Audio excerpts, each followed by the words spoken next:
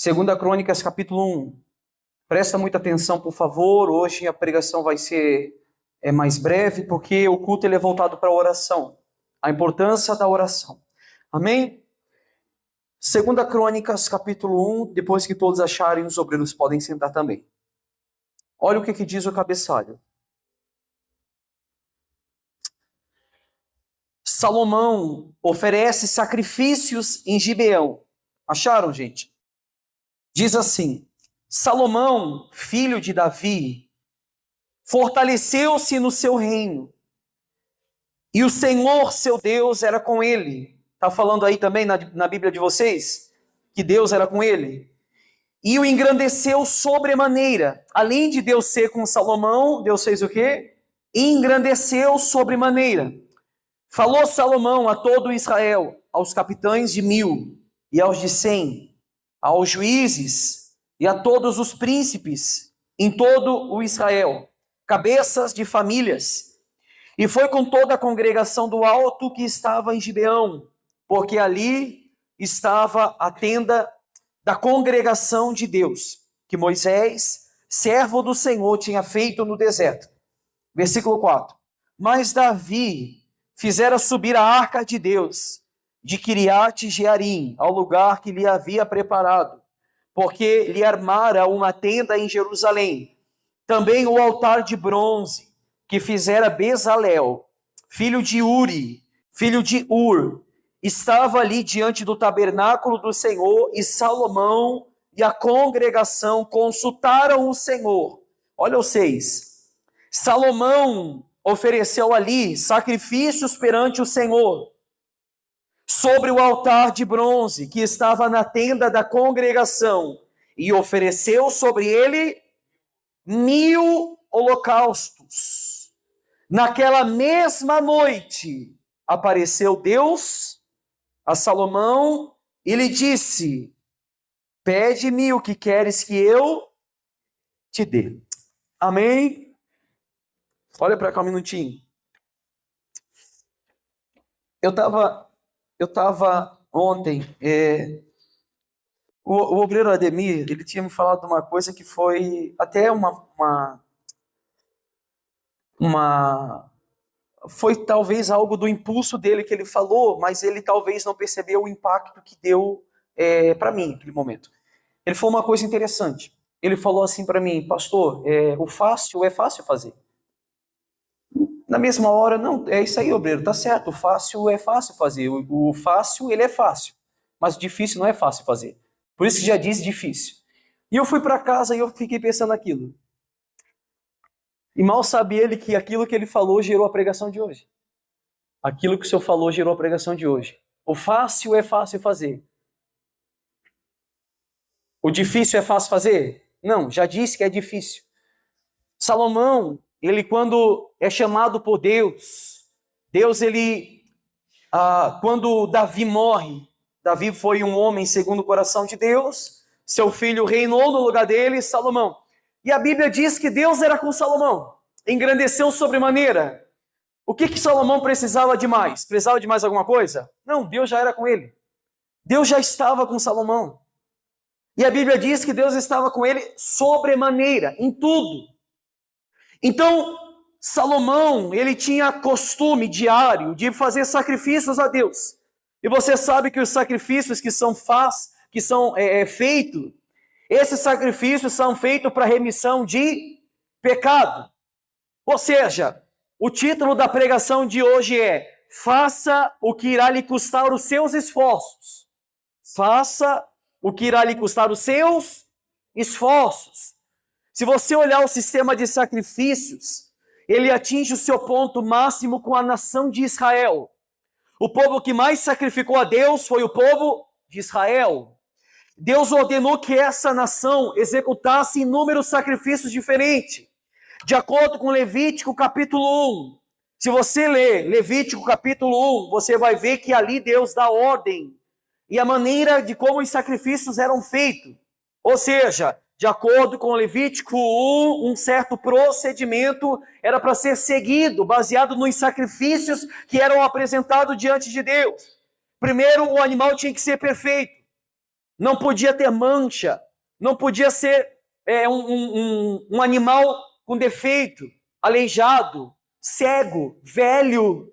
Não podia ser um animal com alguma mancha, tinha que ser um animal perfeito. E esse animal tinha que ser um animal novo, não podia ser um animal velho. Estão prestando atenção, pessoal? Ou seja, primeiro o animal tinha que ser perfeito. Segundo, a pessoa que estava oferecendo o animal tinha que se identificar com o animal. Ela também tinha que estar em perfeita condição de oferecer o sacrifício. A gente pode ver na Bíblia, no livro de Levítico, capítulo 10, quando Nadab e Abiú foram oferecer sacrifícios a Deus, ou talvez trazer o fogo no altar, depois iriam oferecer o sacrifício a Deus, e a Bíblia diz que Deus se agradou daquilo. Sim ou não? Não. O que Deus fez? Matou os dois ali. Por que Deus matou os dois?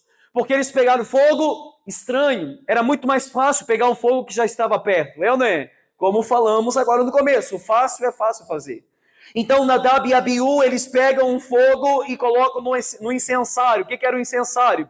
A fumaça que fumegava era a oração dos santos, que chegava nas narinas de Deus com cheiro suave. Então, naquele momento, Nadab e Abiú, eles pegam, acendem um incensário com um fogo que não era o fogo do templo, e ali Deus, na mesma hora, fulminou os dois.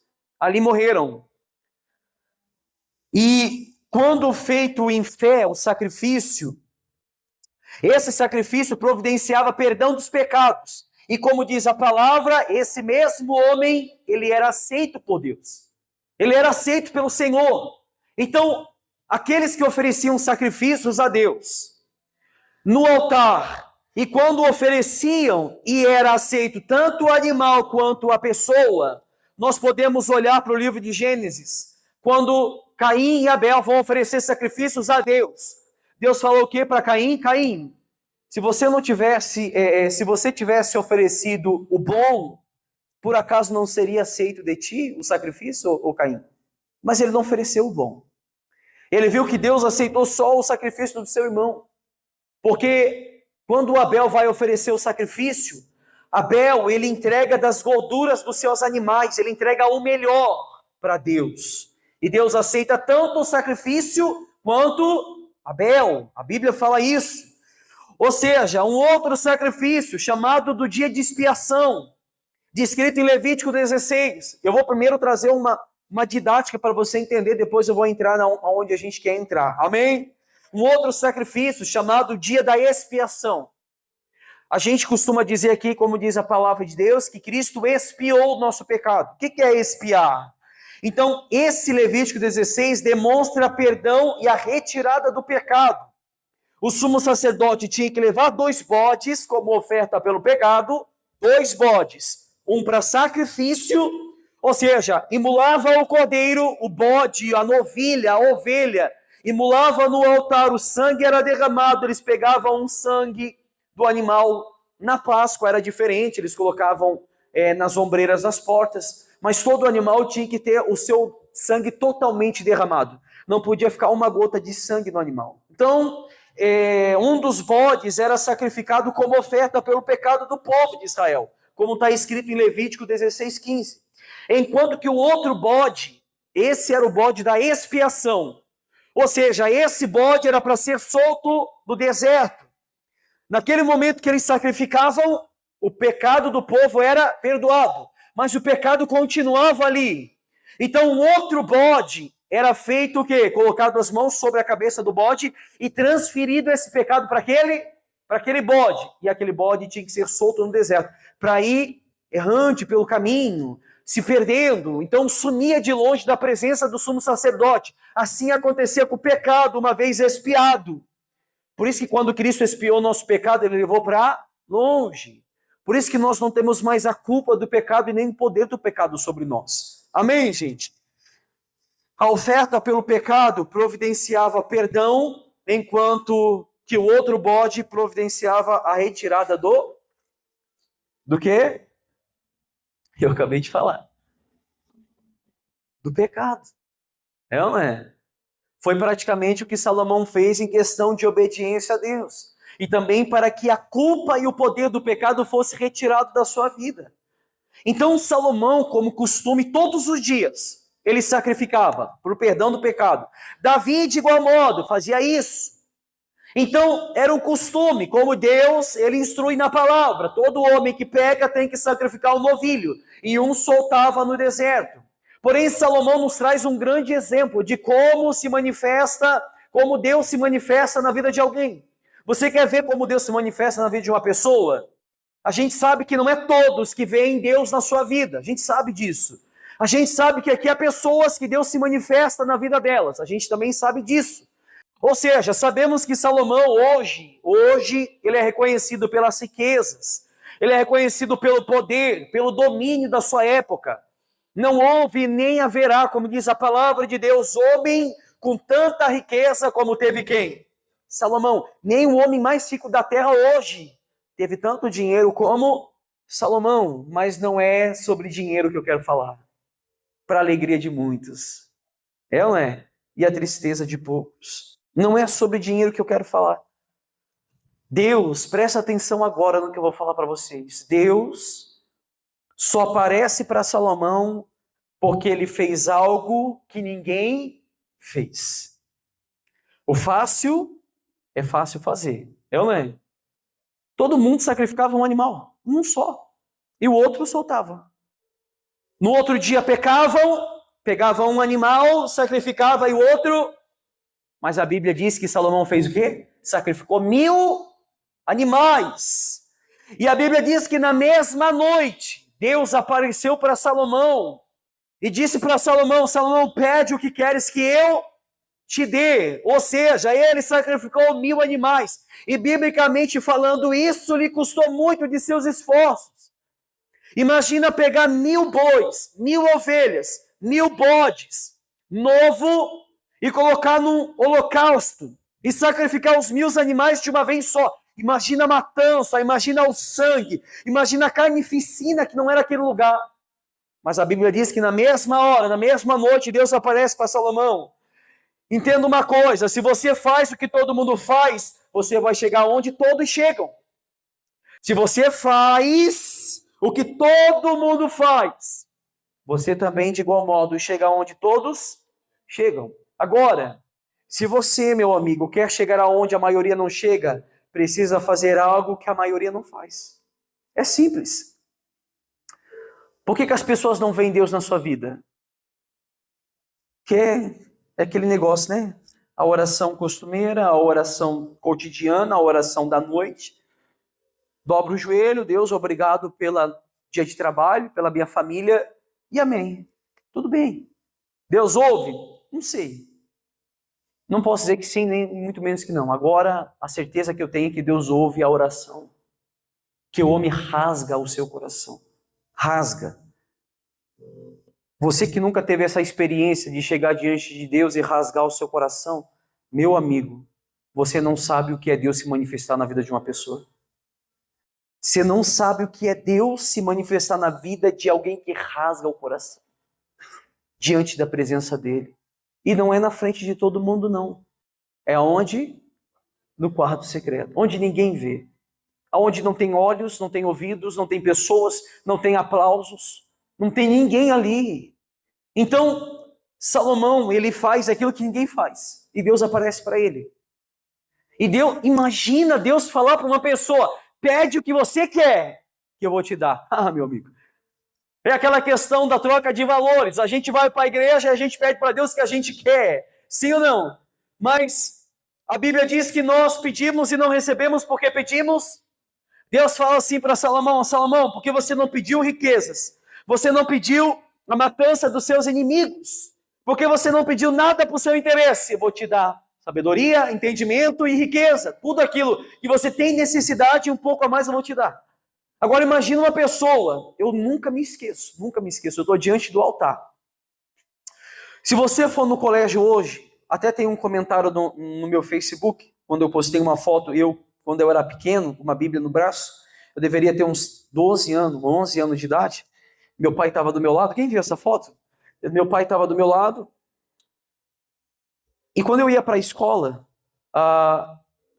tinha o momento de recreio. Sabe onde eu ficava no recreio? Dentro da sala, trancado, lendo a Bíblia. Aí eu ia para a educação física. Não. Quase que eu reprovo na educação física, porque enquanto os outros saíam para jogar bola, eu ficava dentro da sala lendo. Eu não lembro nem quantas vezes eu já li essa Bíblia. E eu quero que Deus me mate se eu estiver mentindo. Eu sentado na mureta, os rapazes assim, vamos jogar futebol, meu Deus do céu. O pessoal tá todo mundo jogando e só fica aí lendo essa Bíblia, lendo essa Bíblia. Eu falei para ele, eu sei onde eu quero chegar. Amém? Meu sonho desde criança era ser pastor. Desde criança. Eu nunca me esqueço que quando eu tinha uns 7, 8 anos de idade, eu pegava o fogão de casa e eu colocava fora de casa e eu ficava atrás do fogão assim, botava umas cadeiras ali, chamava meus irmãos ali sentados e eu pegava lá um objeto e fingia que eu estava pregando para eles. Às vezes eu chegava em casa do colégio, sentava na mesa e eu fingia que estava pregando para a garrafa de café. Eu pregava debaixo do chuveiro. Teve um dia que quando eu frequentava a igreja de Brusque, a minha esposa é testemunha, eu tinha 15, 16 anos de idade, quando eu conheci ela. E eu dentro da Topic indo para Gaspar, chorava que nem criança pequena. Ela falou, amor, o que está acontecendo? Eu falei, quando que Deus vai cumprir a promessa dele na minha vida? Eu não estou pedindo nada para mim, eu só quero ser pastor, eu falava para ela. Só isso, meu Deus. Passava noites e noites orando. Sabe onde eu orava? E onde eu oro? Em cima do telhado de casa. Pastor, mas isso é religiosidade? Não, faz o que ninguém faz. É fácil. Tá lá, dobra o joelho na cama, ora, tudo bem. O marido tá olhando, vai orar também, tudo bem. Procura orar ao ponto de rasgar a sua carne, rasgar o seu coração. Passar a noite, abraçar o seu corpo, falar com Deus, botar o louvor, cantar a noite para Ele. Enquanto todo mundo está dormindo, ninguém sabe o que você está fazendo. Porque você sabe que no momento da sua oração, o único que tem que olhar para você e ter certeza que a sua oração está sendo ouvida é Ele. Ninguém mais. Faça o que ninguém fez, meu Deus do céu. Por isso que a igreja, ultimamente, ela é fria. Porque eu sempre falo que a oração da igreja, muitas das vezes, é fácil. Então, na igreja, é culto de oração. Vamos dobrar os nossos joelhos. Vamos orar, pessoal, é o momento da oração. Mas nós não fizemos isso em casa. Nós não temos esse costume de esperar o marido, a esposa, o filho, a filha dormir, para a gente ter o nosso momento com Deus. Todos os dias que eu vou orar, está eu, minha esposa, na cama de joelhos orando. Quando eu oro com elas e elas terminam, eu faço o que? Eu levanto e vou para a minha sala. E lá eu rasgo meu coração diante de Deus. Amém? Faça aquilo que ninguém faz. Ou seja, se você quer chegar aonde a maioria não chega, precisa fazer algo que a maioria não faz. Deixa eu dizer uma coisa para vocês. Se entrega além daquilo que você já se entregou, pessoal. Talvez você tenha o costume de orar todo dia antes de dormir. Faça diferente. Ora antes de... Chegou do trabalho para almoçar? Ora. Saiu para trabalhar? Ora. Chegou do trabalho cansado? Ora. Tenta fazer algo a mais. Tenta mostrar para Deus que não tem nada nessa vida que é tão importante quanto Ele. Davi muitas das vezes falava isso para Deus. O próprio apóstolo Pedro, para quem iremos, se só em Ti encontramos as palavras de vida eterna? Somente nele. Então, o nosso desejo, o desejo do nosso coração tem que ser voltado para aquilo que não é fácil fazer. Eu sei que não é fácil estar aqui nessa noite. Nem para mim é fácil. Nos custa cansaço, fadiga, trabalhamos o dia todo, mas estamos aqui. Mas eu não quero que você leve em consideração a religiosidade de achar que por vocês estarem aqui dentro da igreja hoje é porque vocês são escolhidos por Deus. Não. Eu quero que vocês revelem que vocês foram chamados na sua casa, no seu quarto trancado, quando ninguém está vendo, como eu falei. É isso que tem que acontecer na nossa vida. Ou seja, o fácil é fácil fazer. Experimenta fazer o difícil, aquilo que você sabe que irá lhe custar suas forças, seus desafios, os seus desejos. Seguir a Cristo, meu amigo, irá de fato colocar os seus desejos em uma balança. E através disso você verá se você tem dividido ele com as suas escolhas. Porque como eu sempre falo, se você tem escolha, Cristo não é sua prioridade, porque você tem escolha. A partir do momento que você tem opção de escolher, ele já não é mais prioridade. É ou não é? Você sabia que os puritanos, eles não tinham na mente a vida cotidiana como escolha? Eles acreditavam que tudo que eles faziam, tudo era para a glória de Deus. Eles iriam trabalhar e sabiam que estavam trabalhando para a glória de Deus. Tudo que eles faziam que estavam fazendo para a glória de Deus.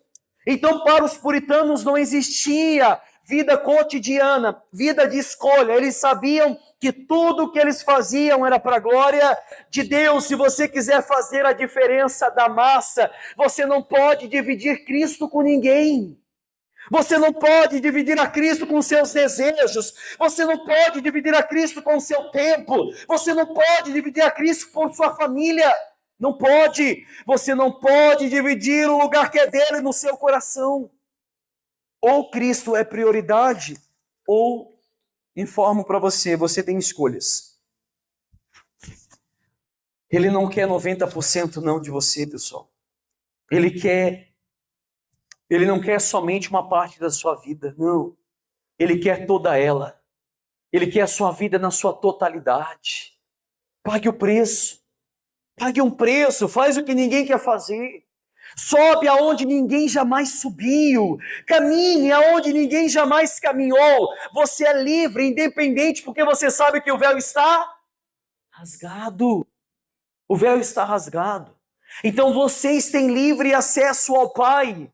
Você pode em qualquer momento, mesmo não dependendo do pastor, dos obreiros, mesmo não dependendo de ninguém, você pode ter condição de dobrar os joelhos e saber que naquele momento você está tendo livre acesso com o seu Deus, através da oração.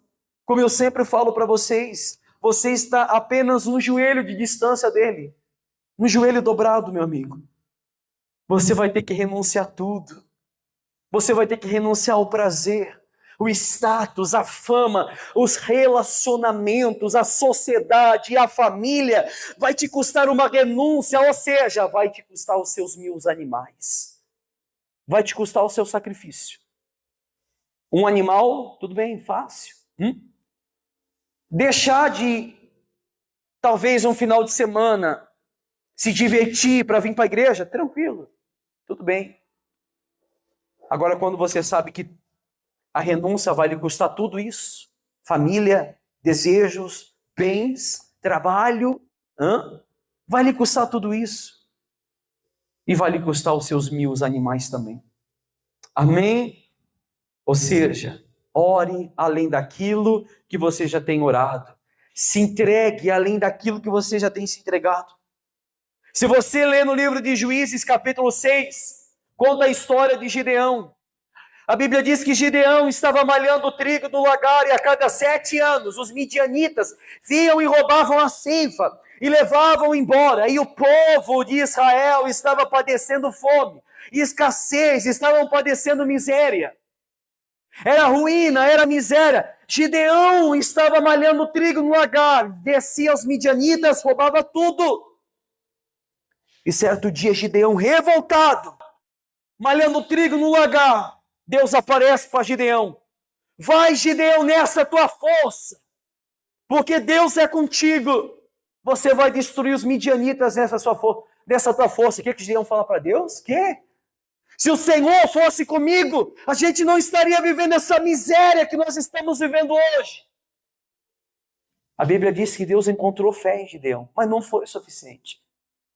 Gideão sai e oferece um sacrifício para Deus. Deus falou, não, eu quero o boi mais novo, o boi do seu pai, Gideão. Sabe aquele boizinho do teu pai, o novo? Não, o boi velho eu não quero. Gideão sacrifica o boi velho. Deus, não, eu quero o boi novo. O que Gideão faz? Vai lá e sacrifica o boi novo. E a Bíblia diz que Deus foi com Gideão. Lhe custou praticamente o tudo que eles tinham. Por quê? Porém, quando Gideão lhe sacrifica um animal ao Senhor, Deus viu que não era o suficiente que ele tinha sacrificado aquele velho. Gideão pegou o boi mais novo do pai. Deus fez Gideão pegar o boi, praticamente que era o alimento da família, a única despensa da família, o único de sobra que tinha a família. porque Deus sabia que aquele boi era a única renda da família, e o povo vivia em grande miséria. Ou seja, Deus sempre nos pedirá o nosso tudo. Sempre vai pedir o nosso tudo. Volto a frisar. Eu vou fazer essa pergunta para você. Você tem certeza que a sua oração costumeira, que você tem costume de orar antes de dormir, Deus está ouvindo? Eu pergunto para vocês, eu não vou responder. Você tem certeza que apenas a oração do Pai Nosso antes de dormir, Deus está ouvindo? Hein, pessoal? Responda para mim, por favor. Pastor, ele responde sim. É? Não é isso que a Bíblia fala. Apenas dobrar o joelho e fazer o fácil? Deus, Ele quer o nosso total, amém? Ele quer a gente na sua totalidade, na nossa totalidade. Uma entrega. Ora em lugares que você nunca orou. Se você ora 10 minutos, ore 20. Se você ora 20 minutos, ora meia hora. Se você ora meia hora, ora 1 hora. Se você ora 1 hora, ore 2. Vai além daquilo que você já faz, meu Deus. Chama a atenção dele.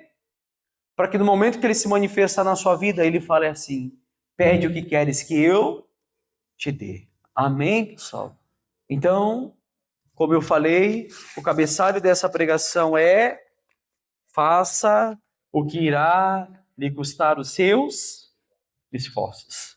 Amém? Nós vamos orar agora. Eu vou orar aproximadamente, a gente vai orar e cantar um louvor aproximadamente até 8h25, porque eu preciso ir lá pagar o aluguel. Então, nessa oração, você vai se entregar. Tem cantinho lá, ali, lá no canto. Faça o que você preferir, mas ore a Ele. Lá no canto dos banheiros, fica à vontade. Não é aqui, de fato, que você vai mostrar, mas nessa oportunidade vamos nos entregar. Amém? Vamos ficar de pé. Aplauda Jesus bem